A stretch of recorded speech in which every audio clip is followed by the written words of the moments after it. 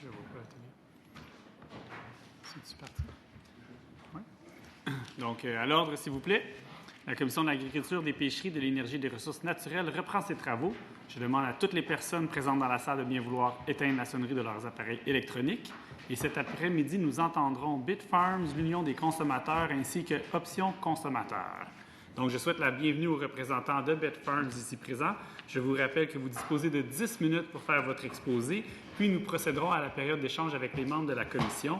Je vous invite donc à vous présenter ainsi que les personnes qui vous accompagnent, ainsi que vous pourrez procéder à votre exposé. La parole est à vous. Donc, tout d'abord, je voudrais vous remercier de nous donner la chance de donner notre opinion sur le projet de loi. Donc, moi, mon nom, c'est Pierre Le Quimper. Je suis fondateur et président de Bitfarms. Je suis aussi fondateur et président de Globotech, une compagnie qui était au tout début d'Internet, une compagnie qui faisait des centres de données, qui est toujours en activité aujourd'hui.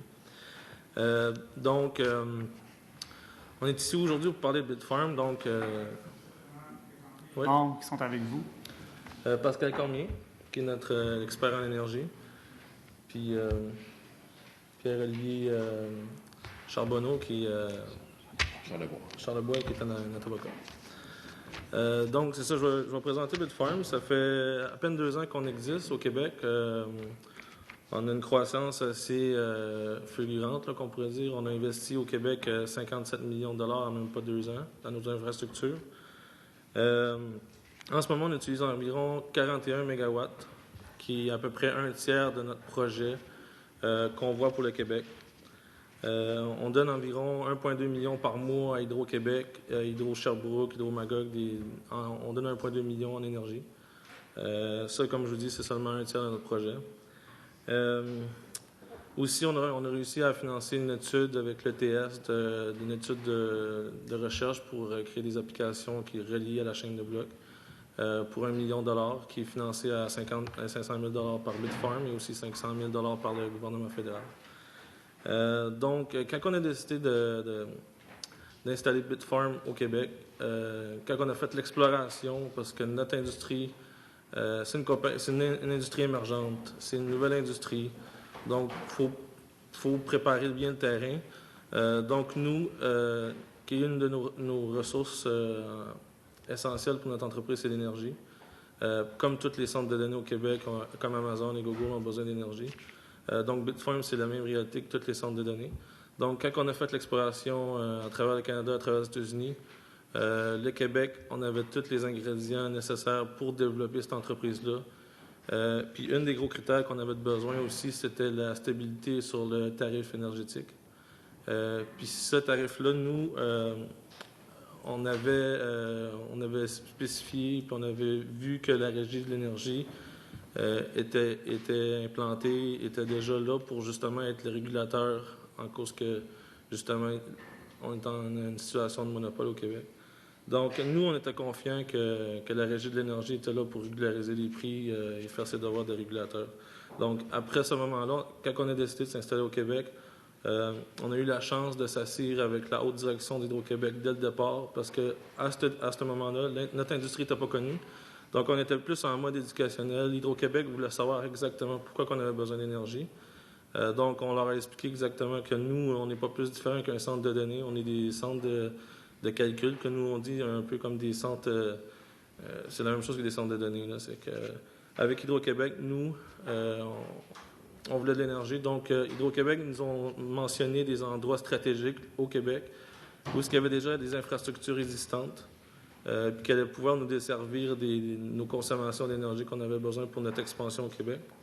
Donc, à ce moment-là, on a choisi certaines régions. Tout allait bien avec Hydro-Québec. Dans ces circonstances-là, ils sont contents de nous vendre l'énergie. Ils nous voyaient, ils avaient même un propre département qui était consacré au data center pour justement approcher les Amazon et les Google de ce monde. Puis à ce moment-là, ils avaient des personnes exactement qui étaient dans le même département pour parler de la blockchain. Donc, il y a eu une ouverture, on leur a expliqué c'était quoi notre modèle d'affaires, ils ont compris qu'on était une compagnie canadienne, qu'on est coté en bourse, qu'on est sérieux, qu'on fait nos devoirs, qu'on fait nos démarches comme n'importe quelle entreprise qui s'installe dans une région. Après ça, on a installé nos premières installations, ça a bien été. Puis l'année dernière, là, une de nos craintes, qu'on l'avait envisagé, justement pourquoi qu'on avait choisi le Québec, Hydro-Québec a fait une demande à la Régie de l'énergie pour essayer d'augmenter le tarif de 20 seulement spécifiquement pour notre industrie. Donc, c'est là qu'on a eu la chance d'aller à la Régie de l'énergie, faire des représentations pour justement, c'était plus un mode éducationnel à ce moment-là parce que, comme je vous dis, personne ne comprenait c'était quoi l'industrie. Donc, on a passé quelques jours à la Régie à défendre nos points, puis à leur expliquer que c'est une technologie émergente, c'est une technologie du futur, qu'il y a plein de banques, qu'il y a plein d'industries, il y a plein d'autres compagnies qui sont en train de faire de la recherche puis de développer cette technologie-là qui va être utilisée au quotidien dans le futur. Donc, la Régie nous a donné raison sur nos arguments. Donc, à partir de là, on s'est dit, OK, on a le statu quo sur le tarif. Donc, c'est pour ça, aujourd'hui, un peu, en tant que président de Bitfarms, j'étais un peu inquiet parce que s'il y a un problème comme ça est arrivé l'année dernière, puis avec le projet de loi actuel, je pense pas que ça serait passé comme ça. Donc, je crois que c'est vraiment important qu'un régulateur externe peuvent justement vérifier les demandes qu'Hydro-Québec peut faire ou les demandes que nous, on peut faire. Donc, je crois que c'est vraiment important que la Régie reste, comme que c'est en ce moment. Puis, comme je vous dis, Bitfarms, on a décidé de s'installer au Québec. Notre compagnie est cotée en bourse. Toutes nos opérations sont au Québec. On a seulement le tiers de notre installation installée. On utilise 41 MW. On donne 1,2 million à Hydro-Québec par mois. En même pas 2 ans, je trouve qu'on a démontré qu'on est capable de faire beaucoup. Donc, c'est pour ça que notre intention, c'est de rester au Québec. On veut développer au Québec, sauf qu'on ne veut pas vivre avec une incertitude comme qu'on vit en ce moment. Puis comme qu'on est une compagnie cotée en bourse, c'est pas bon pour l'incertitude sur les marchés publics, c'est pas bon. Donc, c'est un peu ça que je voulais dire aujourd'hui. Alors, je vais juste compléter quelques points de mon côté au niveau du projet de loi 34 comme tel. Alors, M. le ministre, messieurs, mesdames les députés, merci beaucoup de nous donner l'opportunité de se présenter aujourd'hui. Alors, je veux juste revenir sur quelques points en particulier là, sur le projet de loi 34 comme tel. Évidemment, il y a des modifications majeures qui sont proposées dans ce projet de loi-là qui, comme M. Quimper l'a dit, inquiètent énormément l'entreprise. Du point de vue des consommateurs, on y voit essentiellement aucun avantage. Au contraire, il met en péril plus de 20 ans d'expérience de la Régie de l'énergie dans la régulation économique du secteur de l'énergie, de l'électricité plus en particulier. Dans un premier temps, il existe un risque non négligeable que le gel tarifaire proposé, jumelé à une baisse unitaire de distribution, fera en sorte d'augmenter les trop-perçus, ce qui serait contraire justement à la justification présentée par le gouvernement pour le projet de loi 34. À ce titre, la demande déposée par certains groupes de consommateurs dans le dossier 4100-2019 est très révélatrice. Ce seul aspect devrait être suffisant pour justifier le maintien du statu quo tant aussi longtemps que le dossier sera étudié par la Régie. D'ailleurs, la Régie a convoqué les parties à une conférence préparatoire le 23 septembre 2019 à ce sujet-là. Ensuite, l'indexation des tarifs d'électricité souffre d'une absence de lien causal entre l'indice de prix à la consommation et les principaux éléments du coût du distributeur. Ce manque de relation causale est contraire aux principes réglementaires généralement appliqués dans la régulation de monopoles naturels dans le secteur énergétique. L'absence de contrôle par la Régie sur plusieurs items composant le revenu requis du distributeur pendant des périodes de 4 ans redonne au distributeur l'avantage que lui procure sa situation monopolistique pour augmenter les tarifs à un niveau qui pourrait ne pas être juste et raisonnable, pour reprendre l'expression prévue à la loi sur la Régie.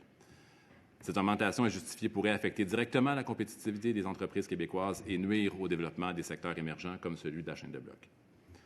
Par ailleurs, en retirant la juridiction de la Régie l'approbation des programmes commerciaux, le projet de loi 34 introduit un risque que le distributeur mette en place et adopte de nouveaux programmes commerciaux qui seront non rentables et auront nécessairement un impact à la hausse sur les tarifs. Et là-dessus, un exemple assez évident est celui du programme commercial pour le mazout qui a été refusé, qui a été rejeté par la Régie. Et je trouve important de juste mentionner 2 ou 3 paragraphes de la décision rejetant le programme en question qui disait en effet, lorsque les coûts d'un programme commercial sont supérieurs aux revenus qu'il génère, ce déficit se répercute par une hausse sur les tarifs d'électricité supportés par l'ensemble des consommateurs, sans que ceux-ci bénéficient d'un avantage en retour. Monsieur Charlebois? Oui. On serait rendu à la partie d'échange avec les membres du gouvernement. Je vais céder la parole au ministre. Assurément que dans ces questions, vous pourrez sûrement continuer à répondre. Mais bref, la parole est maintenant rendue à Monsieur le ministre. Merci, Monsieur le Président. Monsieur Quimper, grand plaisir de vous rencontrer ici aujourd'hui avec les personnes qui vous accompagnent. Petite question très rapide. Monsieur Charlebois, Monsieur Cormier, vous avez déjà participé à la cause tarifaire à la Régie de l'énergie? Depuis les 15 dernières années en ce qui me concerne. Merci. Moi également, transporteur et distributeur. Merci. Monsieur Quimper, premièrement, merci de vous présenter aujourd'hui comme représentant là, de Bitfarms. Très impressionné de voir ce que vous faites au Québec là, avec vos implantations à Farnham, Saint-Hyacinthe, Cowansville, Sherbrooke, Magog, Bromont, Saint-Jean-sur-le-Richelieu. Donc, effectivement, là, une implantation au Québec. Donc, on est très heureux de savoir ça. Puis, probablement que cette implantation-là découle naturellement également d'un avantage concurrentiel par rapport à l'énergie renouvelable d'Hydro-Québec. Tantôt, une petite question rapide. Vous avez mentionné tantôt que vous craigniez une modification des tarifs, mais quand même, ce que prévoit le PL 34, c'est qu'Hydro-Québec ne peut pas modifier les tarifs. Hydro-Québec peut demander au gouvernement l'autorisation d'aller à la régie alors le même processus, mais en plus, il faut qu'il y ait l'autorisation préalable pour modifier un tarif. C'est-à-dire que par rapport à la situation actuelle qui prévaut et celle préconisée dans le PL 34, je ne vois pas le risque que vous avez énoncé. Pouvez-vous m'expliquer en quoi vous observez ce qui est prévu dans le PL 34, vous, M. Quimper, ce que ce risque-là est accentué? La meilleure personne pour répondre, par exemple, ça va être M. Cormier. OK. M. Cormier. À notre compréhension, le projet de loi 34 inclut une modification de l'article 5 qui n'oblige pas la Régie à avoir le même type d'examen tarifaire qui est fait présentement, avec une audience publique. Donc, la situation, selon notre compréhension, est différente de ce qui a eu lieu lors de l'étude du dossier 4045 là, pour le tarif spécifique à la cryptographie. Et donc, si je peux juste compléter, effectivement, lorsqu'on regarde le projet de loi 34 aux articles 48.3 et 48.4, le processus que vous expliquez est effectivement présent. Donc, le distributeur doit se présenter et demander la permission. Par ailleurs, à l'article 5, il n'y a rien qui prévoit que dans ce cas-là, la Régie doit tenir une audience publique, alors que le régime actuel prévoit qu'effectivement, lorsqu'on fixe ou modifie des tarifs, une audience publique doit être tenue. Parfait. Je reviendrai sur M. Quimper pour la prochaine question encore. Comme dirigeant de l'entreprise, un gel tarifaire pour l'an prochain, avec une hausse à l'inflation pour les 4 prochaines années, qui est quelque chose de prévisible. D'aucuns diront, oui, mais l'inflation peut être plus ou moins prévisible, mais à tout le moins, habituellement, la structure de coût, il y a une logique. Puis comme je le réitère, là, dans la hausse tarifaire des 15 dernières années, c'est reflété. Et après ça, on a un rebasing, on a un équilibrage qui se fait sur la même méthode que la cause tarifaire qu'on vit actuellement aux 12 mois. Vous, comme entrepreneur, c'est quoi le risque que vous voyez par rapport à cette prévisibilité-là? Bien, moi, le risque que je vois, c'est que pendant 4 ans, la Régie n'a pas eu un œil sur les dépenses d'Hydro-Québec. Donc, peut-être que les 4 prochaines années, oui, on va être un gel tarifaire, mais ça va être quoi dans la 5e année? Donc, nous, c'est ça notre grande inquiétude. Parfait. Naturellement, il faut bien comprendre, M. Quimper, que le PL 34 prévoit en réalité un gel en première année à l'inflation les 4 années suivantes. Donc, si l'inflation était constante, sur la période de 5 ans, ça serait à peu près 80 % de l'inflation de la période en inflation constante, là. Et après ça, on retourne à la Régie avec une cause tarifaire, avec le même processus, pour s'assurer qu'on ne s'est pas écarté de ce qu'aurait dû être autrement une tarification basée sur cause tarifaire. Mais quand vous dites, en réalité, on observe, comme je réitère, là, il y a une corrélation presque parfaite dans le passé, dans les 15 dernières années, par rapport à l'inflation, sauf qu'il y a des soubresauts là, Ça a déjà été 3 fois à peu près l'inflation, ou la moitié de l'inflation. Vous, là, comme entrepreneur, là, est-ce que c'est mieux, en fin de compte, d'avoir quelque chose qui est lissé ou quelque chose qui fluctue de manière momentanée par rapport à vos prévisions, par rapport à vos coûts? Ben, moi, je serais plus à l'aise, ce serait justement mes experts qui répondent à ça, c'est eux autres qui sont... C'est quand même vos préoccupations qui nous intéressent ici, hein? Oui, juste pour répondre, avoir rédigé le mémoire de Bitfarm, il est important de comprendre qu'est-ce qui détermine les tarifs. Les tarifs, c'est les coûts de service aux distributeurs. Ces coûts de service-là sont 50 des approvisionnements, 25 des coûts de transport, qui sont motivés, par exemple, par la mise en place de la ligne Chamouchouane-Bout-de-l'Île. Au moment de sa mise en place, sa mise en service, il y a un choc tarifaire. Il y a un ajout à la base de tarification qui a un impact sur les tarifs. Ça n'a rien à voir avec l'inflation, ça n'a rien à voir avec l'évolution des biens qui composent l'indice des prix à consommation, comme il y a dans le projet de loi. Selon nous, selon l'information qui a été déposée à la Régie pour l'année 2020, pour le 1er avril 2020, ce n'est pas un gel tarifaire qu'on devrait avoir s'il y a un examen complet à la Régie, mais bien une baisse tarifaire. Donc, pour Bitfarm, il y a définitivement un avantage à avoir une baisse tarifaire versus un gel. Puis, pour ce qui est de l'avenir, vous avez parlé de la corrélation entre l'inflation passée puis les coûts de distribution qui est effectivement depuis 15 ans. Il faut avoir en tête que malgré l'ajout de 1,8 milliard de frais liés aux approvisionnements post-patrimonial dans les dernières années, la Régie a réussi à maintenir un taux d'inflation, les augmentations au taux d'inflation. Donc, si on regarde dans le futur, maintenant, on n'anticipe pas avoir des approvisionnements post-patrimonial. Au même titre, on est en surplus, tout le monde le sait. Donc, dans cette situation-là, on anticipe que la hausse des tarifs, si elle est régie dans le système statu quo actuel, va être inférieure à ce qu'on a vécu dans le passé. Donc inférieure à l'inflation. Donc, M. Cormier, je comprends que c'est une éventualité qui est plausible pour vous, et vous qui avez, en fin de compte, dans les 15 dernières années, participé aux causes tarifaires à la Régie.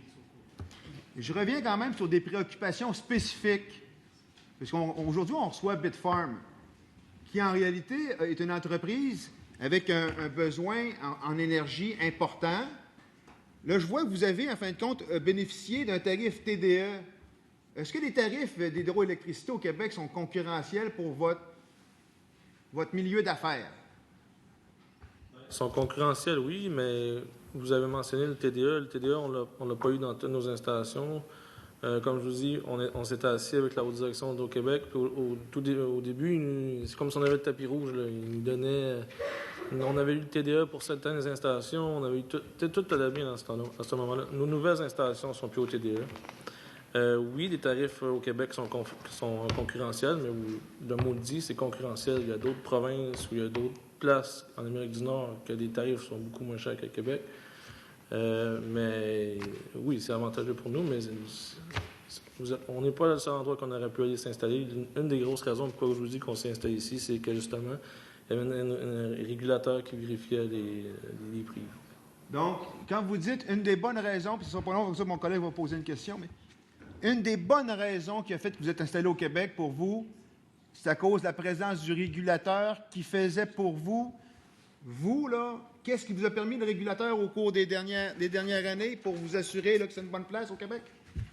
Bien, nous autres, on a vérifié l'historique. On a vérifié les augmentations que la Régie avait accordées à Hydro-Québec. Dans la plupart des cas, c'est en bas de l'inflation. Donc, pour nous, c'était un bon endroit pour s'installer. Donc, oui, c'était favorable. Nous sommes très heureux que vous soyez installé au Québec. Mon collègue a une question. Parfait, M. le député. Auger, la parole est à vous. J'ai de la difficulté à comprendre. Il semblait avoir peur que le prix se mette à monter dans 5 ans. J'ai de la difficulté à voir ça. Je veux juste voir si je comprends mal. Hydro-Québec, là, c'est pas comme si on les surveillait plus. Je suis sûr que M. Martel se sent surveillé à tous les jours de toutes sortes de façons. Puis, l'idée, c'est que par rapport au gouvernement, annuellement, on leur demande d'être efficace pour redonner au gouvernement un certain montant. Alors, ils sont surveillés, encadrés, ils ont avantage à faire attention à leur schéma de prix et on vient de leur mettre un max en disant « tu n'iras pas plus haut que ça ». Puis même l'année prochaine, un gel. J'ai de la misère à voir dans ces conditions-là comment ça pourrait déraper. Que ça ne puisse pas baisser, je comprends, mais peut-être dans 5 ans, on va trouver qu'on a trop monté à peine pour vouloir le baisser légèrement. Mais l'idée que ça soit prévisible, mon expérience comme dans des industries, normalement, pour les entrepreneurs, c'est encore plus important des fois que le prix, la prévisibilité. Je veux juste vous entendre là-dessus, s'il vous plaît. Pour répondre à votre question, évidemment, il y a beaucoup réfléchi dans les dernières semaines, malgré le temps imparti qui était assez court avec la commission qui a été annoncée dernièrement. Premièrement, il faut comprendre la logique du projet de loi. C'est à l'inflation, pour toutes les années où le revenu requis, ou les revenus requis nécessaires nécessitent des tarifs qui sont avec une hausse égale ou inférieure à l'inflation. Si toutefois, pour une raison X, je ne sais pas, une crise du verglas qu'on a besoin d'investir davantage, un jugement qui dit que la ligne qui s'en va aux États-Unis doit être souterraine, par exemple, comme qu'il y a eu au New Hampshire, ça, c'est un choc qui peut arriver, puis uniquement une captation au coût de service peut le capter. Puis il faut comprendre que l'article 48.3 permet à Hydro-Québec, parce que Hydro-Québec doit respecter l'article 24 de la loi sur Hydro-Québec, c'est-à-dire de couvrir ses coûts. Donc, s'il y a une année que l'augmentation au taux d'inflation n'est pas suffisante pour couvrir les coûts, il va y avoir une hausse qui est supérieure à l'inflation. Donc, comme client, on n'est pas, c'est pas capé à l'inflation, si je peux m'exprimer en anglais, désolé. C'est pas plafonné à l'inflation, mais c'est plafonné à l'inflation à toutes les fois que le revenu requis est inférieur à ce qu'on a de besoin pour l'inflation, si je me fais bien comprendre. À chaque fois que le revenu requis, pour une raison qu'on ne contrôle pas, augmente, nécessairement, il va y avoir une hausse tarifaire qui va passer par l'intermédiaire de l'article 48.3. Oui, Monsieur le ministre, mais j'entends ce que vous me dites, mais je ne suis pas du tout d'accord avec votre interprétation. C'est-à-dire qu'on réitère notre volonté, nous, ici, dans le PL 34, c'est de donner de l'imputabilité à la société d'État en y transférant le risque et sa performance. C'est-à-dire, dorénavant, là, ça va ressembler à ça, en réalité, là, vos revenus. C'est gel, inflation, puis vous performez. Contrairement à l'ancien système, il était 8,2 de rendement attendu, puis quand on se dégage, un écart de rendement positif ou négatif, le cas échéant. Mais ce que vous dites, là, c'est à toutes les fois que le besoin serait au-dessus de l'inflation, on va venir rétroagir pour donner une augmentation. C'est pas du tout ça, la volonté. La volonté, c'est, dans des cas, en fin de compte, quand vous avez mentionné la crise du verglas, où on conviendrait tous qu'il y a une situation qui nécessite un geste, on veut quand même se donner la possibilité de le faire. Mais de prétendre que ça serait fait, quand ça serait bon, on n'en dirait pas un mot, puis aussitôt que ça serait un peu mauvais, on interviendrait. Ben non, vous le savez aussi bien que moi.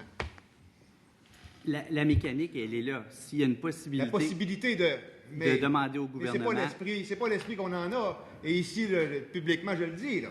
C'est pas l'esprit qu'on en a. Ça, c'est faire à croire aux gens, là, des craintes qui n'existent pas. Puis j'aime bien M. Kemper, parce qu'il est ici, en fin de compte, pour nous donner des doléances par rapport à son industrie. Les doléances que j'entends, moi, personnellement, là, c'est qu'Hydro-Québec n'a pas donné certains tarifs, puis qu'il aurait bien aimé les avoir, puis j'entends bien ça. Pour moi, c'est une préoccupation que, comme entrepreneur chez Bitfarm, j'ai ben oui, tabarnouche, parce qu'il amène, en fin de compte, du développement économique. Mais aussitôt qu'on rentre dans les détails techniques, c'est vous et votre acolyte qui, en fin de compte, nous dites un peu ce qu'on a déjà entendu par d'autres groupes hyper spécialisés, mais qui ne semblent pas du tout entrer dans les préoccupations de M. Kemper. Je trouve ça particulier. Je répondrai rapidement par le fait que les interventions passées, les demandes généralement qui ont été faites à la Régie par Hydro-Québec, la Régie joue un rôle d'arbitrage. Il y a la position d'Hydro-Québec, il y a la position des intervenants, les clients qui payent, Hydro-Québec qui offre un service à un prix X. La Régie arbitre entre les deux. Généralement, la hausse tarifaire est inférieure à ce qui est demandé. Parce que c'est basé sur une étude qui a été complexe, basée sur le coût de service, qui n'est pas si simple que l'inflation. Je vous donne un exemple. L'inflation, il y a une sécheresse en Californie, l'indice des prix à l'inflation monte. Il n'y a aucun contrôle, aucune causalité avec l'évolution du coût d'Hydro-Québec. Je comprends bien ce que vous me dites, mais vous faites encore un parallèle qui n'est pas le parallèle qu'on veut, en fin de compte, démontrer ici. La courbe supérieure, qui est l'augmentation des tarifs sur 15 ans, qui donne 132,6 sur une période de 15 ans pour 100 $ en 2003, versus l'inflation à 128,4. Augmentation tarifaire, inflation. Ça, ce n'est pas la demande qui a été faite par le distributeur. Ça, c'est le tarif qui a été accordé par le processus de la régie. Alors, quand vous me dites que le distributeur demande toujours plus, oui, mais ici, on compare, puis on dit que c'est supérieur à l'inflation, historiquement, puis on dit que la régie, aux 5 ans, va revenir faire la cause tarifaire. Encore là, vous nous parlez des demandes du distributeur. Ça, ici, ce n'est pas les demandes du distributeur. C'est ce qui a été effectivement accordé par la régie suite à vos doléances continues, année après année, au processus de cause tarifaire. Ça a été plus fort que l'inflation.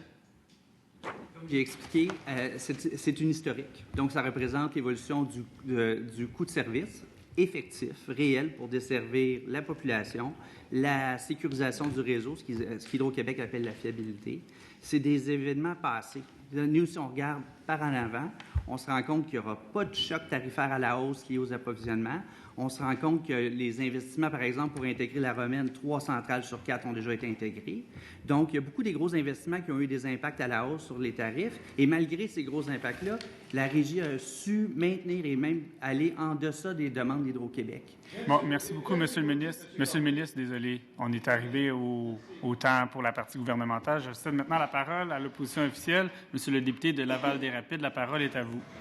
Merci beaucoup, Monsieur le Président. Je vais le dire ouvertement ici. On reçoit des invités, Monsieur le ministre. Non, on reçoit des invités. Et on va se parler correctement. Là. On peut ne pas être d'accord ou pas avec ce que nos invités reçoivent. J'ai eu hier la même réaction que vous face à un autre groupe, OK? Et vous avez été témoin. Mais dans ce cas-là, je me suis adressé à la présidence. On a des invités, il faut avoir un minimum de respect. Il ne s'agit pas ici d'un tribunal. Les transports vont manquer de respect envers personne ici aujourd'hui. Excusez-moi. Merci à tous. Le député de Laval-des-Rapides, je comprends votre point, effectivement. On s'adresse à la présidence lorsqu'on discute dans les travaux et c'est comme ça qu'on va avoir des échanges respectueux envers toutes les personnes qui sont ici, incluant nos témoins, et c'est les attentes que j'ai envers cette commission. Monsieur le député de Laval-des-Rapides, si vous voulez poursuivre avec une question envers nos témoins, il n'y a pas de problème. Merci beaucoup.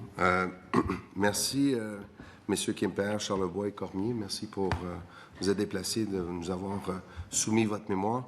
J'aimerais commencer par vous relancer sur certains des sujets qui ont été évoqués par le ministre là, dans son temps de parole, notamment au début de la page 17, juste avant la conclusion, la dernière phrase où vous mentionnez que sans le processus d'audience publique et sans l'intervention de la Régie dans la fixation des prix des tarifs d'électricité, il existe un risque sérieux que les tarifs soient établis à un niveau supérieur à celui du coût de service, introduisant ainsi une distorsion dans le marché au détriment de l'ensemble des consommateurs. Vous parlez de risques. Quels sont les risques que vous anticipez? Là, on comprend là, que ce soit supérieur, mais de quelle façon ça pourrait affecter, bien sûr, votre entreprise, votre secteur, votre industrie notamment? Et je commencerai par là. Bien, nous, comme je vous dis, je suis un entrepreneur, donc c'est carrément ma rentabilité. Ma rentabilité, comme quand une industrie qui est dans l'émergence, c'est beaucoup d'investissements pour la recherche et développement, comme qu'on a fait avec l'ETS. C'est beaucoup d'investissements. On est une start-up, donc tous les profits qu'on génère, on les réinvestit. Donc, s'il y a le gruger dans cette partie-là, ça va être moins d'investissements, ça va être moins d'installations au Québec, puis ça va être moins d'emplois qu'on va créer ici. Et peut-être, si je peux compléter, je pense que un des bons exemples de risque pour cette industrie-là est certainement le dossier R4045 2018, dans lequel nous sommes toujours actuellement d'ailleurs, et dans lequel nous sommes depuis les 18 derniers mois, où essentiellement le distributeur s'est attaqué de front à ce secteur-là, au secteur de la chaîne de blocs, et a tenté de lui imposer une majoration, un encan tarifaire avec une majoration de 1 sous le kilowattheure au-delà du tarif LG. Et donc, on s'est attaqué directement à cette industrie-là. On a tenté de maximiser les revenus du distributeur en utilisant des outils tarifaires. On s'est présenté devant la Régie de l'énergie. Et la Régie, après la tenue d'une audience publique complète, lors de laquelle il y a eu plusieurs intervenants qui se sont présentés, dont nous, évidemment, la Régie est arrivée à la conclusion, a conclu que ce que demandait le distributeur était discriminatoire, était à l'extérieur du cadre réglementaire, ne respectait pas les principes réglementaires généralement reconnus et a donc rejeté la proposition du distributeur. Donc, si on se retrouve dans un contexte où on se laisse aller au bon vouloir du distributeur et on retire la compétence, la juridiction de la Régie sur ce type de demande tarifaire-là, on va se retrouver devant un risque très, très important parce que si la Régie n'avait pas eu ce contrôle-là, bien, essentiellement, l'industrie de la chaîne de blocs se serait retrouvée à payer 20 % de plus qu'un consommateur industriel ayant exactement le même profil de consommation. Monsieur le député de Laval-des-Rapides. Ce que vous dites, c'est que vous n'auriez eu aucune forme d'appel suite à la décision du distributeur à ce moment-là. En fait, non, exactement, parce que nous n'aurions pas eu accès à la Régie dans ce contexte-là. Et je dois ajouter que la Régie a appliqué des règles qui sont appliquées dans toutes les régies en Amérique du Nord, que ce soit la tarification des pipelines à Calgary ou dans les autres provinces voisines, c'est-à-dire c'est au coût de service. Ils ont déterminé que la hausse tarifaire n'était pas justifiée par rapport au coût de desservir ces clients particuliers-là. Donc, c'est des principes de base qui ont été appliqués malgré un décret gouvernemental. Donc, il y avait une loi, ils ont respecté la loi, ça a démontré l'importance d'avoir un organe indépendant pour pouvoir répondre aux besoins des entreprises. Ça envoie un bon signal aux investisseurs partout dans le monde pour dire au Québec, c'est indépendant et c'est stable. Et c'est particulièrement vrai dans le cas où l'actionnaire principal du distributeur est le gouvernement. Le député de Laval-des-Rapides. Depuis combien d'années Bitfarms est installé au Québec? En quelle année? En 2017. 2017. 2017, puis pendant tout le processus de la Régie de l'énergie, là, on avait mis le bouton sur pause, puis on ne développait plus rien au Québec. On attendait de voir c'était quoi qu'elle allait sortir de tout ça. Fait que si on aurait eu ce moment-là, à mon avis, on aurait été plus gros qu'aujourd'hui. Lors d'une des questions du ministre, il vous présentait son tableau là, de la corrélation entre l'inflation et l'augmentation des tarifs là, au cours des 15 dernières années. Là. Ceci dit, si le projet de loi 34 avait été mis en place il y a 4 ans, disons, okay, est-ce que Bitfarms aurait pris la décision de s'installer au Québec? Comme je vous dis, c'était un des gros critères de venir s'installer ici, en cause qu'il y avait le régulateur qui vérifiait ça, mais je peux pas répondre, mais probablement ça aurait été un gros facteur qu'on n'aurait peut-être pas installé au Québec. On avait d'autres options.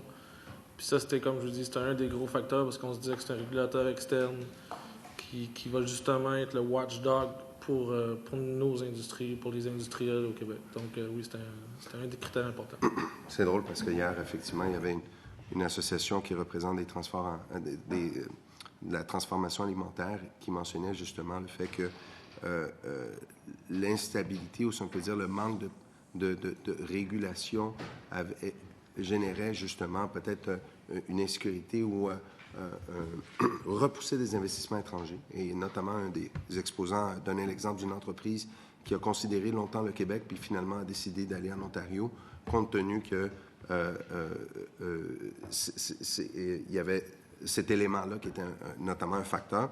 Et donc voilà. Plus loin au début de votre conclusion, vous dites vous reparlez du risque, vous reparlez du R4100-2019, mais vous faites aussi, au paragraphe suivant, une référence au manque de relation causale entre l'indice des prix de la consommation et les principaux éléments du coût du distributeur. Peut-être élaborer sur ça, s'il vous plaît. Ce qu'on voulait exprimer par ça, c'est que, comme j'ai expliqué tantôt, ce qui compose l'indice des prix à la consommation, c'est un panier de biens. Que ce soit le pétrole, une crise en Arabie Saoudite là, qui commence à se développer, on perçoit qu'il y a un petit peu d'instabilité. Ça peut avoir un impact à la hausse sur les prix du pétrole. Ça n'a rien à voir avec les approvisionnements qui rentrent dans les livres d'Hydro-Québec. Donc, c'est à ce niveau-là qu'on dit qu'il n'y avait pas de lien causal. Tandis qu'une étude qui est faite devant une régie indépendante, c'est basé sur le coût de service, qui est un principe de base qui existe depuis... J'ai regardé, là, j'ai été faire une formation en Afrique. Le gaz naturel est réglementé de cette façon-là depuis les années 30. C'est un monopole qui a l'avantage de ne pas avoir de compétiteurs, mais le coût, c'est d'être réglementé. pour essayer de répliquer, protéger les consommateurs de cet avantage monopolistique-là. Donc, c'est pour ça que d'aller à l'inflation, on déroge de la logique du coût de service. Ça se peut qu'il y ait des baisses de tarifs. C'est pas nécessairement des hausses à l'inflation, là. Donc, c'est dans Allons plus loin dans votre argument. Quels sont, selon vous, là, les dangers ou les dérapages possibles de ne plus assujettir un monopole à un contrôle comme la régie tel qu'on le constate actuellement, tel qu'on le vit depuis des années, ça veut dire une révision annuelle? Quels seraient, selon vous, certains dérapages, soit pour vous, votre client ou votre industrie? Je vais vous donner un exemple. Dans le mémoire, il y a un graphique avec les prix industriels dans différentes juridictions historiques. Puis on voit que le tarifiel a monté avec un taux de croissance similaire à ce qu'il y a au Manitoba, qui était plus bas en passant que le Québec. C'est pas juste le Québec qui a des tarifs industriels bas. Il y a l'État de New York, qui on voit une baisse importante. Fait que toutes choses étant égales par ailleurs, si on anticipe qu'aller à l'inflation, compte tenu de ce que je vous ai dit plus tôt, à l'effet qu'il n'y a pas de nouveaux approvisionnements qui s'en viennent, on anticipe des hausses tarifaires régulées qui seraient moins importantes que dans le passé, compte tenu de ce fait-là. Nous, on pense que la situation concurrentielle des tarifs au Québec va être affectée négativement. Parce que toutes choses étant égales par ailleurs, les autres vont continuer à réglementer leurs tarifs de distribution pas à l'inflation, excusez-moi, au coût de service, comme c'est fait dans toutes les régies en Occident. Donc, c'est un risque important d'avoir... ça donne aussi un mauvais signal aux entreprises de savoir qu'au Québec, l'électricité est réglementée à l'inflation. Les gens disent « c'est bizarre, c'est la seule place que je vois que c'est comme ça ». Et si je peux juste compléter sur ce sujet-là, un autre dérapage potentiel, on a peu parlé des programmes commerciaux et des investissements aussi. Donc, on retire de la juridiction de la régie l'adoption et l'approbation de ces programmes-là. Et je voulais juste revenir sur la décision tantôt que je vous citais. Le paragraphe 40 est intéressant, cette décision-là où la régie rejetait le programme de conversion. Il disait « Le législateur se soucie du risque qu'un distributeur en situation de monopole profite de cette situation dans son marché, et ce, à l'encontre des intérêts de ses consommateurs. » Il est d'ailleurs explicite à cet égard, en vertu de l'article 74 de la loi, la Régie doit tenir compte de la rentabilité de ces programmes en considérant leurs impacts sur les tarifs. Et donc, si, littéralement, on retire... Monsieur Charlebois, simplement, il nous reste 30 secondes. Monsieur le député de Laval-des-Rapides, allez-y. Ce matin, le premier ministre disait en point de presse que pour un homme d'affaires, c'est important qu'il y ait un facteur de prévisibilité. Est-ce que vous, en tant qu'entrepreneur, le facteur de prévisibilité tel que présenté dans le projet de loi 34, est-ce que c'est un avantage ou est-ce que c'est un risque? Si on prend globalement, pour nous, c'est un risque, comme j'ai expliqué. Juste pour clarifier, selon nous, la prévisibilité du revenu requis est pas mal plus facile à établir compte tenu de l'information disponible à la Régie que la prévisibilité du taux d'inflation. Merci beaucoup, M. Cormier. Donc, ceci complète la partie avec l'opposition officielle. Je cède maintenant la parole au député de Jonquière. Oui, alors je demande le consentement pour obtenir le temps laissé. Opposition, consentement. Allez-y, Monsieur le député de Jonquière, la parole est à vous. Merci beaucoup, Monsieur le Président. Donc, si je résume votre pensée... D'abord, bonjour. Merci d'être ici. Si je résume votre pensée, vous dites Hydro-Québec a toujours de la difficulté ou plaide toujours difficilement devant la Régie. Souvent, elle perd dans ses demandes tarifaires ou pour vous permettre d'avoir des tarifs qui permettent d'établir votre industrie. On pense à la cause R4045-2018. Vous citez aussi la cause R4100-2019. Donc, ils ont trouvé le moyen de bypasser la Régie par le projet de loi 34. Les exemples que vous venez de mentionner sont des exemples du fonctionnement d'une bonne régie. Il y a un monopole, lui, son travail, c'est de donner des revenus à son actionnaire. Donc, avec le moins de soucis possible, avec le moins de difficultés, et la régie, comme j'ai mentionné, est là pour répliquer un marché. S'assurer que les prix se rapprochent d'un prix un petit peu plus compétitif qu'un monopole qui peut décider d'emblée quel tarif imposer. Mais vous dites quand même, en haut de la page 17, sans le processus d'audience publique et sans l'intervention de la Régie dans la fixation des tarifs, il existe un risque sérieux que les tarifs soient établis à un niveau supérieur à celui du coût de service. Donc, Hydro-Québec va avoir davantage champ libre avec une adoption du projet de loi 34 pour justement établir des niveaux supérieurs qui pourraient nuire à votre industrie. Effectivement, c'est particulièrement vrai dans une situation où on anticipe que le revenu requis va croître de façon moins importante que dans le passé, tandis que l'inflation, on n'a aucune raison de penser que ça va être en moyenne différent. C'est très difficile à prévoir. Donc, on peut imaginer que ça ressemble au taux d'inflation qu'on a eu dans le passé. Votre industrie est très présente, impliquée au niveau international. Ça doit être assez féroce comme compétition. Selon votre expérience, peut-être M. Quimper qui peut nous renseigner là-dessus ou d'autres, est-ce que, selon votre expérience, selon votre connaissance, il y a des systèmes comparables à ce que veut implanter le ministre avec le projet de loi 34 ailleurs dans le monde? À ma connaissance. Il y a toujours un régulateur à quelque part ou un système semblable à la Régie de l'énergie. Ça m'est... Je vais vous donner un exemple. En Ontario, les causes tarifaires d'Hydro One sont aux 2 ans. Ils ne sont pas aux années comme au Québec. Toutefois, c'est aux 2 ans au coût de service. C'est une prévision du coût de service sur les 2 prochaines années. C'est la même logique, la même mécanique qui se fait présentement au Québec, mais sur 2 ans. Donc oui, il y a des différences, mais 5 ans... Sur le principe, il y a un régulateur. J'ai jamais vu, avec les recherches que j'ai faites, j'ai jamais vu de détermination de tarif actuellement, là, dans ce qui se passe en ce moment, qui est basé sur autre chose que le coût de service. Écoutez, je lance une perche. Vous me direz si je suis dans le champ. Concernant les relations, par exemple, sur les marchés avec les Américains, entre autres, on sait que la FERC, du côté des États-Unis, est très puissante, a signé des ententes avec le Québec, avec le Canada, entre autres sur la fiabilité du système. Il y a eu des causes historiques dans le passé là, sur la question de la fiabilité du système, entre autres après, j'allais dire le déluge, là, mais le verglas de 98, bon, ainsi de suite, les grandes... Il y avait une méga panne là, de l'ensemble du Québec, je ne me souviens plus en quelle année. Parce qu'on sait qu'en même temps, Hydro-Québec Transénergie est exclu du projet de loi 34. On pense à Hydro-Québec Distribution. Est-ce que néanmoins, on peut penser que ou anticiper des interventions de la FERC du côté des États-Unis à la suite de l'adoption d'un projet de loi 34 sur la base du libre marché, par exemple, ou des règles?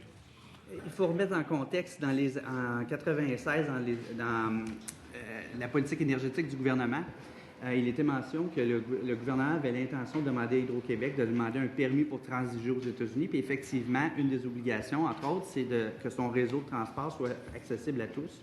C'est un open access en anglais. Et aussi qu'il y ait un marché de gros pour que les producteurs américains puissent également vendre à des clients au Canada. Donc, c'est ce qu'on appelle la réciprocité. Et ces conditions de réciprocité-là doivent être... et la FERC a reconnu le rôle de la Régie, a mentionné les changements législatifs qui avaient eu lieu en 96, de mémoire, là, 96 ou 97. Puis, ils ont reconnu l'indépendance de la Régie qui, selon la FERC, avait pratiquement le même pouvoir que la FERC elle-même. Donc, à notre avis, le projet de loi 34 fait en sorte que, par exemple, les approvisionnements du distributeur, en ce moment, à chaque année, les approvisionnements du distributeur sont évalués à la Régie. C'est public. On peut savoir quel fournisseur a fourni quel contrat. Puis, il y a une dispense d'aller en appel d'offres. Puis, cette dispense-là, la Régie était particulièrement intéressée à savoir est-ce que ça va tous à l'affilié, parce qu'on sait qu'Hydro-Québec, c'est un des fournisseurs d'Hydro-Québec Distribution, Hydro-Québec Production. Donc là, on va y avoir un 4 ans de boîte noire où on ne saura pas qu'est-ce qui se passe là-dedans. Merci beaucoup, M. Cormier, M. Quimper, M. Charlebois. Merci de votre contribution aux travaux de la Commission. Je suspends maintenant les travaux quelques instants afin de permettre aux représentants de l'Union des consommateurs